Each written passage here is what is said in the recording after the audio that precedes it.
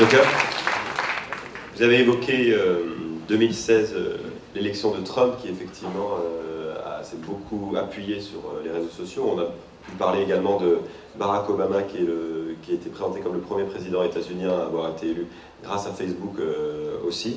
Je m'adresse à André Berkoff. Vous avez eu l'occasion, en 2016 justement, il me semble, d'interviewer Donald Trump. Et d'abord, je voudrais dire quelque chose, que si nous sommes ici aujourd'hui, si nous sommes ici pour parler de la liberté d'expression, parce que la liberté d'expression, dans son sens le plus littéral, le plus noble, vient d'avoir un mort, et pas n'importe quel mort. Je ne sais pas si vous le connaissez, c'est un Américain, Charlie Kirk. Il faut évoquer Charlie Kirk. Parce que Charlie Kirk représente exactement ce que chacun d'entre nous devrait se rappeler. Le premier média, c'est vous. C'est la disputation. C'est ce que Montaigne appelait le frottis de cerveau. C'est quand on se rencontre, on n'est pas d'accord et on parle. Et on parle sans s'insulter, on parle sans se traiter de tous les noms. Et je voudrais juste évoquer quelque chose pour Charlie Kirk. Moi, ça fait quelques années que je le suis sur les réseaux sociaux, découvert par hasard. Et j'ai été absolument fasciné par cet homme. Je vous rappelle, il avait 31 ans. Il a été assassiné à 31 ans. Il avait une culture encyclopédique. Et puis les gens étaient là, par centaines, quelquefois par milliers. Et il recevait les uns après les autres, venaient, et certains le traitaient, ouais, vous êtes un facho, ouais, un nazi, vous dites ceci, vous dites cela, et il répondait. Et il répondait, et il démontait les arguments. C'est-à-dire qu'il parlait par argument. Ce n'était pas la parole des armes, c'était les armes de la parole. Et ça, c'est le plus important. A été conduit et décidé entre l'Union européenne et les États-Unis, c'est que l'OTAN, c'est ce qu'on appelle une procurement agency, c'est-à-dire c'est une agence de fourniture d'armement. Voilà, américain, naturellement. Donc il s'agit pour l'Amérique d'avoir un marché captif considérable et lourd et permanent pour entretenir sa dynamique propre, qui est ce qu'on appelle communément le système militaro-industriel américain.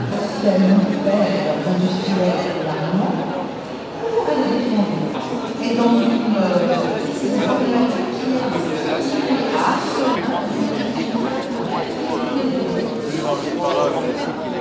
Puis son industrie devrait avoir une énergie nucléaire, mais ils y sont opposés. Ok. Et pendant longtemps. C'est le lobby vert.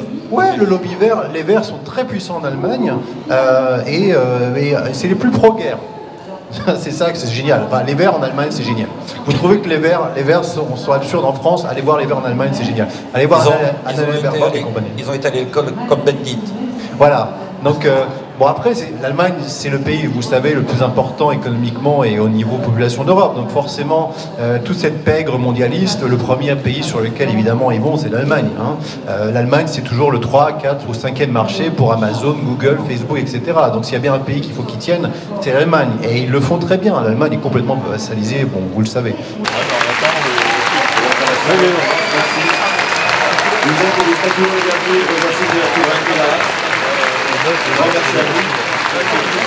C'était mieux d'être là-bas qu'entre les mains des Lombards. Donc Venise, c'est une forêt, hein, bien sûr, c'est une forêt des troncs qui ont été enfoncés dans la lagune, qui se sont pétrifiés avec le temps, pour pouvoir filtrer l'eau de pluie. C'est pour ça qu'on a des puits dans les places vénitiennes, des puits au centre des places vénitiennes. Et petit à petit, on a transformé un enfer en paradis. Venise, c'est ça. C'est l'enfer, et on va en faire la ville la plus romantique d'Europe, peut-être même du monde. Vous n'avez que réellement trois Venise, 3 cités d'eau dans l'histoire du monde. Vous avez Tenochtitlan, Nan Madol et Venise. Venise est plus vieille que Tenochtitlan, qui a été détruite, qui a donné Mexico aujourd'hui. Et Nan Madol, elle est détruite aussi. Donc Venise est la dernière de ces 3 grandes cités d'eau. Il y a d'autres cités d'eau, mais à ce niveau de civilisation, vous n'avez que ces 3 villes, Tenochtitlan, Nan Madol et Venise est la seule qui reste.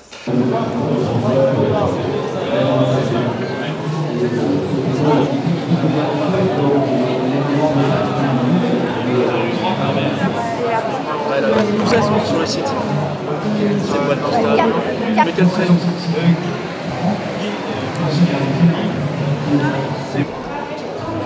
Super. Merci. Allez bien. Voilà. Ok, super. À tout à l'heure.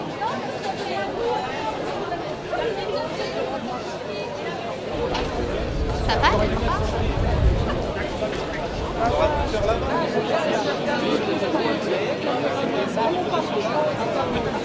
André Berkoff, écrivain, journaliste, actuellement à Sud Radio, et j'écris aussi beaucoup des livres, etc. Je suis là simplement parce que je pense que les patriotes appartiennent à cette mouvance souverainiste qui est aujourd'hui très importante. Dans un monde où certains prônent la mondialisation heureuse, et on a vu ce que ça donnait la mondialisation heureuse, qui s'est transformée vraiment en fragments malheureux, eh ben je crois qu'il ne faut jamais oublier, on est citoyen du monde, mais on est aussi citoyen d'une nation, on est appartenance à des identités, à une identité, et il n'y a aucune raison qu'on laisse des gens ne plus savoir où ils habitent.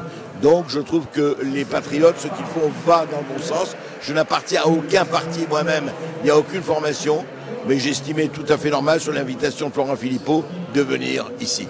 La liberté d'expression, tout simplement, tout bonnement, elle est mise à mal, elle n'est pas, évidemment nous ne sommes pas en Corée du Nord, ni en Chine, ni au Vietnam ou ailleurs, mais nous sommes dans une situation où on essaye d'organiser une liberté surveillée, que ce soit par le numérique, que ce soit par un certain nombre de lois, sous l'égide de l'Union européenne, qui veut se substituer à chaque pays en tant qu'entité incolore, inodore et sans saveur. Et voilà pourquoi nous avons discuté de cela aujourd'hui avec mes amis. Plus que ça, Charlie Kirk était un exemple extraordinaire. Honnêtement, moi je l'ai découvert il y a 2 ans sur les réseaux sociaux et je le suivais. Je suivais par ceux qui faisaient ce qui est le fondement de la démocratie. C'est ce que j'appelle la disputatio, le débat. C'est quelqu'un, vraiment, il prenait 2 heures, 3 heures. Justement, c'était pas la télévision, le cul sur la chaise.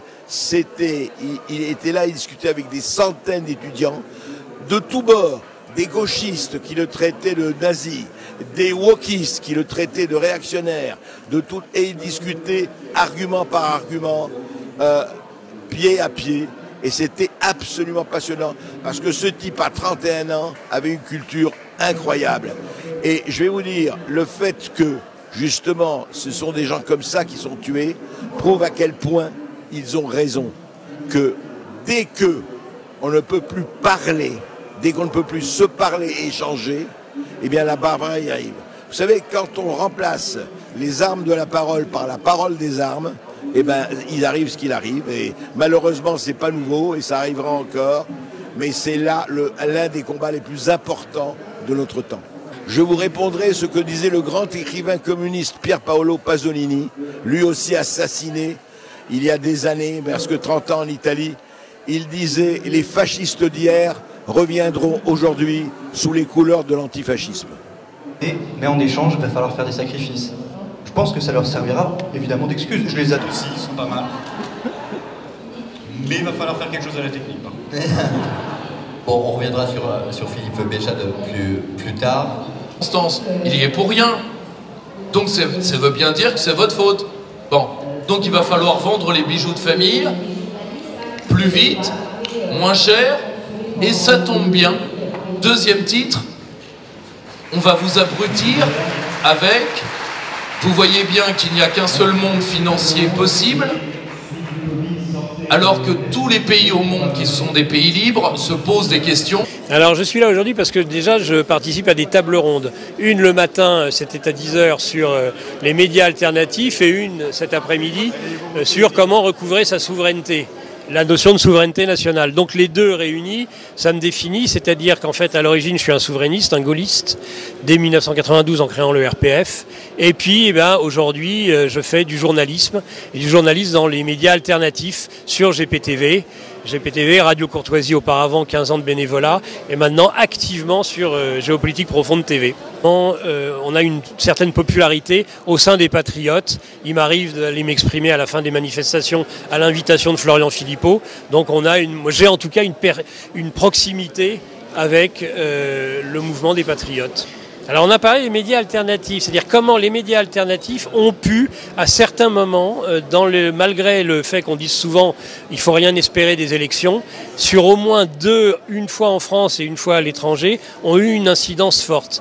2005, le référendum sur le traité sur la Constitution européenne, avec les 55% de non. La force, à ce moment-là, des médias sociaux, des blogueurs, des personnes qui avaient des sites internet. Il n'y avait pas encore Twitter, il n'y avait pas encore Facebook, ça viendra après. Ça, c'était en 2005. L'influence, quand on sait que 80% du contenu des médias mainstream, c'était pour le oui. Eh bien, c'est le non, il s'est réfugié sur Internet, dans les médias alternatifs. Et puis l'autre exemple absolu, évidemment, c'est Donald Trump. 2016, il va utiliser Twitter, il va utiliser Facebook, il sera retoqué en 2020, il crée ses propres médias sociaux, son propre Truth Social, et c'est grâce à ça qu'il est élu, parce qu'il était blacklisté par l'ensemble des grands médias mainstream. Ben, je dirais que le système, c'est l'oligarchie mondialiste, c'est défini telle qu'elle était réellement. Elle a donné sa vérité. Sa vérité, c'est le meurtre. C'est-à-dire qu'on cherche de toute façon à nous tuer, à nous invisibiliser. Ça peut être un meurtre économique. Regardez par exemple TVL qui voit ses comptes fermés. Ça peut être un meurtre social, une invisibilité sociale, car vous n'existez plus. On ne vous donne plus la parole. Sur le plan de la violence symbolique, il n'y a rien de pire que de dire vous n'avez rien à dire. Dernièrement, j'entendais un journaliste qui disait mais les souverainistes, en parlant donc entre autres de Florian Philippot et des Patriotes, ils n'apportent rien au débat. Alors qu'il n'y a pas de débat dans les mainstream. Mais il dit qu'ils n'apportent rien au débat. Donc ça, c'est de la violence, je dirais, symbolique, sociale. On cherche à tuer socialement quelqu'un, économiquement. Et puis quand rien ne marche, il ne reste plus que l'assassinat pur et dur. Et c'est exactement ce qu'ils ont fait avec Charlie Kirk, qui était devenu bien trop important, qui était une courroie de transmission importante du MAGA. Et donc, il fallait l'éliminer physiquement. C'est ce qu'ils ont fait. Les Antifa, l'organisation, c'est-à-dire que c'est une nébuleuse, plus qu'une organisation. Mais la nébuleuse Antifa produit un discours qui pousse au crime, qui fait passer à l'acte. Donc on va dire que c'est le substrat d'une action qui, elle, est terroriste, sans qu'on puisse parler d'un regroupement terroriste, puisqu'il n'existe pas de mouvement répertorié, associatif ou autre, Antifa. Mais la mouvance Antifa, elle est d'essence meurtrière, terroriste, et on voit avec ce qui s'est passé, et donc Charlie Kirk, qu'ils sont en mesure de passer à l'acte et de tuer, et de la façon la plus précise et la plus radicale qui soit. Ce que c'était la variole du singe au Japon, c'est ça? La variole du singe, il y avait une centaine de cas. On n'aurait pas pu déclencher rien du tout avec 130 cas, ça fait 130 de trop au Japon, mais avec la nouvelle définition, variole du singe, c'est mortel, il y a un risque de contagion, donc pandémie. Les Français ont fait ça quand même. Hein. On se rend compte, on s'est autorisé nous-mêmes tout seuls à sortir de chez nous et à revenir. Qui décide en fait, en général, c'est celui qui commande qui paye. Vous connaissez l'adage. Qui finance l'OMS? Deux types de donateurs. Enfin, un premier type, les contributeurs, nous, les États. La France paye environ une centaine de millions d'euros par an pour financer le budget de l'OMS. Les gros contributeurs, les Allemands, les Américains, etc. Et je pense qu'il fallait la souligner. Voilà, alors j'ai été rapide, parce que j'avais dit que je le serais, mais je pense qu'on aurait pu évidemment aller plus loin, mais là, voilà, je crois que là, on peut commencer à discuter. Merci beaucoup. Bon, bah alors après ce rappel historique, qui je pense était essentiel, venons-en au présent et au futur, avec M. Jacques Cheminade qui va nous parler de comment briser notre emprise financière. Je suis heureux de s'arrêter. Et je remercie Florian et ses bénévoles et ses militants qui nous ont permis de nous réunir aujourd'hui. Je dois commencer par ce constat, car si on ne le prend pas en compte, on sera incapable de briser l'emprise financière, l'occupation culturelle et financière de notre pays, que j'ai dénoncée pendant toutes mes campagnes présidentielles. J'espère que ce constat rencontrera en ce moment de péril la compréhension des vrais souverainistes, patriotes et citoyens du monde, comme le répétait le grand poète germano-français ou franco-allemand Friedrich Schiller. Américain en termes de puissance globale. Bon. Et donc, les Chinois, je ne suis pas certaine, bien sûr, il y a une coagulation des intérêts, il y a une convergence très nette, très claire, forte, et qui s'exprime dans un commerce, dans des relations militaires, dans toutes sortes de choses entre la Russie et la Chine.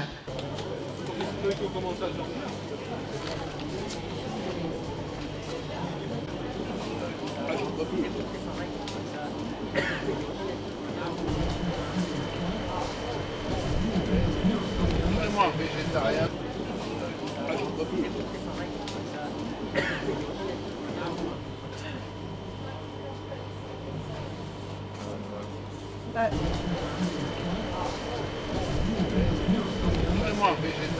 Je suis Karim de la chaîne YouTube Ragnarok. Je suis présent aujourd'hui avec les Patriotes, comme l'année dernière, pour des raisons évidentes de patriotisme et de soutien au parti de Florian. La question que je me pose, c'est pourquoi tout le monde n'est pas là aujourd'hui, puisqu'il en va quand même de l'avenir de notre pays, avec les enjeux politiques que ça inclut.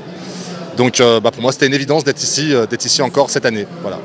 Alors j'ai appris son exécution, parce que c'est un meurtre, c'est un crime, sur TikTok. Alors sur TikTok, ça peut paraître assez étonnant. Je ne suivais pas particulièrement ce monsieur, donc Charlie, et j'ai appris ensuite les motivations du tireur. Et j'ai peur malheureusement qu'à terme, on ait ce genre d'action en France. C'est toujours la même idéologie qui domine, qui laisse entendre que si on est un petit peu, si on a une pensée un peu libre, on est nécessairement facho ou complotiste ou extrémiste. Donc évidemment, c'est une grosse perte. C'était un homme qui avait beaucoup d'audience, surtout auprès des jeunes, de ce que j'ai compris. Voilà, donc c'est terrible ce qui s'est passé. Ah oui, alors moi je les vois sévir essentiellement sur les réseaux sociaux. Ils n'admettent pas qu'un homme qui s'appelle Karim puisse aimer son pays, c'est quand même assez terrible aujourd'hui. C'est très souvent le camp bien pensant qui parle au nom d'eux, mais qui en général utilise les personnes qu'ils sont censés défendre pour faire de la politique bas de gamme, quoi. Donc évidemment on ne sera jamais d'accord sur ce sujet-là, quoi. Alors j'ai eu des menaces, alors moi je jouis du beau sobriquet de collabeur. Voilà. Donc quand on s'appelle Karim et qu'on est censé aller dans le sens des personnes qui font de l'assistanat pour les gens comme moi, on est nécessairement un collabeur. C'est comme ça que ça se passe. Donc c'est de racisme institutionnel, décomplexé, tout ce que j'exècre, simplement. Alors vous c'est collabeur et moi c'est Shintok fasciste. Ça se tient, hein. C'est cohérent à la limite, j'ai envie de dire. Donc pour des gens qui luttent contre le racisme, avoir des propos aussi honteux, je trouve ça contre-productif, quoi. Alors dans les invectives dont je fais l'objet, notamment sur les réseaux sociaux, il y a tu tapines pour le RN. Donc voilà, tu es une espèce d'agent du système. Alors je fais partie aussi de l'opposition contrôlée malgré moi. Si jamais vous voulez me payer en conséquence, ça pourrait être intéressant, un petit véhicule de fonction, ça pourrait être sympa. Donc voilà, tu es un tapin du RN, tu es un agent du système, tu n'as aucune honte, tu ne seras jamais français. Voilà, bon. Aujourd'hui, aimer son pays, c'est nécessairement être fasciste. Moi je trouve ça insupportable, quoi. C'est insupportable. Quel pays aujourd'hui ne revendique pas son amour de la patrie ? A priori la France. On nous a intimé la haine de notre pays depuis qu'on est jeune. Et moi ça c'est plus possible. Alors c'est pas moi qui décrète sur le plan pénal ce que représentent les antifas aujourd'hui, mais combattre aujourd'hui une espèce d'engeance soi-disant fasciste en ne combattant pas Macron, je trouve qu'il y a un paradoxe, quoi. Voilà. Le vrai fascisme pour moi il est au sein du pouvoir, il est au sein du système. C'est celui qui te dit quand tu as le droit de sortir, ce que tu as le droit de manger, quand tu peux, voilà, c'est pas viable. Parce que j'ai été invité par Florian pour intervenir sur le sujet de l'Union européenne. Et je pense que c'est pour ça que les gens qui sont là sont là. Tout simplement. C'est toujours un plaisir de voir autant de gens. C'est toujours un plaisir, surtout quand on n'est pas dans une période de scène. Et c'est cool. Et puis essayer j'ai envie de dire, de rappeler des évidences. Je pense que pour tous les gens qui sont là, ce sont des évidences qu'on a dit ce soir. En direct, quelques secondes après, puisque je suis très connecté sur les médias états-uniens, que je suivais beaucoup ce format de Charlie Kirk, le format face aux étudiants, parce que c'est un truc qu'on n'a pas en France et qu'on pourrait jamais faire en France, tout simplement pour une question de rôle de la police. Qui en France t'arrête en 10 minutes pour trouble à l'ordre public, alors qu'aux États-Unis ils ont le devoir constitutionnel de te laisser, de garantir que tu puisses débattre avec tout le monde. Et oui, c'est bien parce que, enfin c'est bien, attention, ça a permis de révéler le vrai visage de beaucoup de gens en France.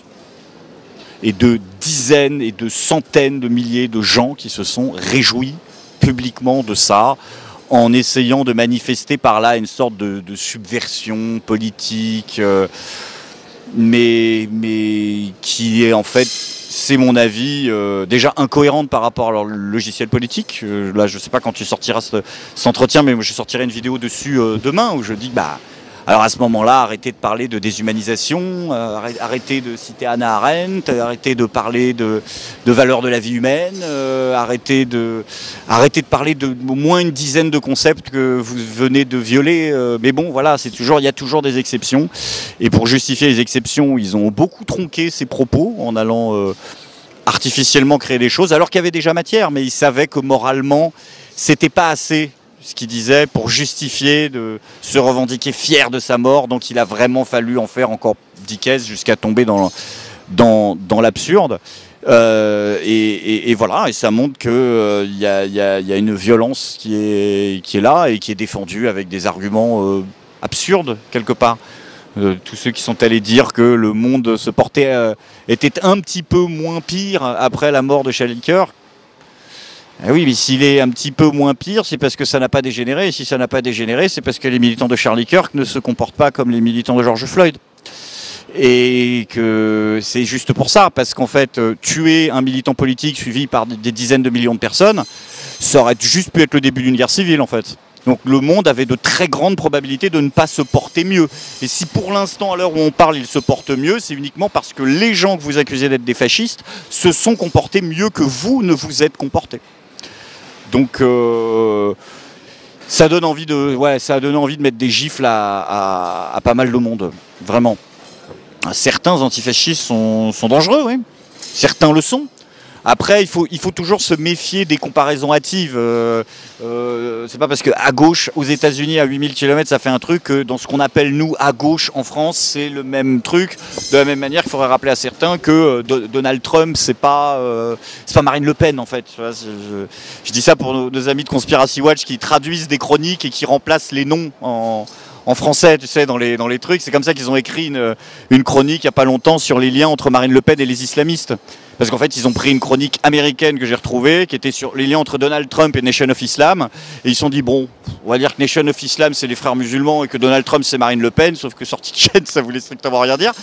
Et c'est pas les mêmes groupes. Mais est-ce que nous avons en France des groupuscules politiques qui se revendiquent de gauche radicale et qui appellent à tirer à balles réelles dans la tête de militants, comme par exemple Alice Cordier? Oui, leur chef s'appelle Raphaël Arnaud, il est député. Mais c'est entre ceux qui disent et ceux qui font, c'est des groupes politiques qui vont à la fois, pour un militant politique sérieux passer à l'acte, il y a 9 adolescents qui veulent se faire une crise d'adolescence. Je parlais à la demoiselle tout à l'heure, moi j'étais gothique, j'aurais pu être antifa. Il y en a 9 qui passent leur crise d'ado, et il y en a un qui est sérieux. Et il y en a 90 qui font leur crise d'ado, 10 qui sont sérieux, et sur les 10 qui sont sérieux, il peut y avoir un détraqué. Il y en a eu un aux États-Unis, mais encore une fois, je reprends l'exemple de Raphaël Arnaud, il a ouvertement sous-entendu plus que clairement qu'une balle dans la tête d'une militante de droite, c'était bien. Sans être inquiété aussi, donc on retrouve ce truc-là. Après, on n'a pas les armes en vente libre, même si on pourrait débattre du fait que c'est le problème numéro 1 dans les morts par arme à feu aux États-Unis. Puisque tu vas au Canada, ils ont des flingues aussi, c'est bizarre, ils n'ont pas de morts. Donc, si je dis pas de conneries, hein, mais je crois que c'est le cas. Donc, en Suisse, ils ont tous un fusil et ils se tirent pas dessus. Hein. Donc, c'est aussi le pays des gens qui tirent sur les tornades. Donc, il n'y a pas que ça, en fait. Et surtout, est-ce qu'à un moment, on pourrait collectivement se mettre d'accord que valider des actes fascistes, c'est factuellement être un fasciste? Alors je veux bien qu'on étende la catégorie politique du fascisme en la modernisant et en y intégrant des réflexions et des prises de position contemporaines. Pourquoi pas? Parce que c'est bête aussi de dire bah non, le fascisme c'est Mussolini. Non, ça peut être plus contemporain, plus récent, mais ça ne doit pas effacer ce que c'est au départ. Et ce que c'est au départ le fascisme, c'est l'antiparlementarisme et la destruction des intellectuels, que ce soit en brûlant des livres ou en tuant des spokesmen. Donc là c'est le cas. Donc oui, quand tu estimes qu'il est légitime de tuer des débatteurs publics, tu es factuellement... C'est pas une interprétation, tu es factuellement au niveau de la définition historique un fasciste. Donc oui, les gens qui se sont réjouis de la mort de cette personne-là sont des fascistes. Et rien de plus. Autant qu'on peut condamner les propos de Charlie Kirk, voilà. Mais ce sont des fascistes. Et ceux qui sont allés dire que c'est vraiment une exception parce que lui, il est vraiment pire que les autres, non. Ces gens-là se sont félicités de la mort ou de la disparition de gens qui qui disaient moins. Donc, c'est un prétexte. Et c'est tellement un prétexte que vous avez été obligé d'inventer la moitié des citations que vous lui avez attribuées, en fait, pour justifier que vous étiez légitime dans votre exception à la moralité. Donc voilà, c'est effrayant. Est-ce que ça pourra arriver en France? Peut-être. Est-ce que ça va arriver en France? Je sais pas. Mais... je sais pas, il y a peut-être quelque chose qui espère quand même au fond de moi qu'on n'en est pas à gauche comme à droite à un niveau de radicalisation équivalent à celui des États-Unis. Je sais pas si c'est un ressenti. J'espère que c'est vrai en tout cas. J'espère que c'est vrai.